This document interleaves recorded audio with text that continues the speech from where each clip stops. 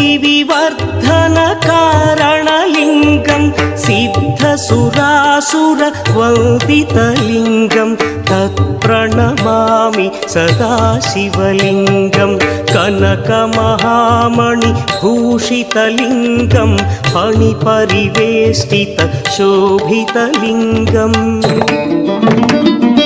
दक्षसुयज्ञविनाशकलिङ्गं तत्प्रणमामि सदा शिवलिङ्गम्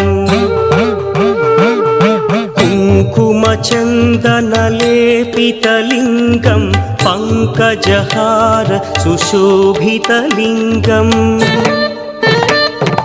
सञ्चितपापविनाशकलिङ्गं तत्प्रणमामि सदा शिव सर्वसुगन्धसुलेपितलिङ्गं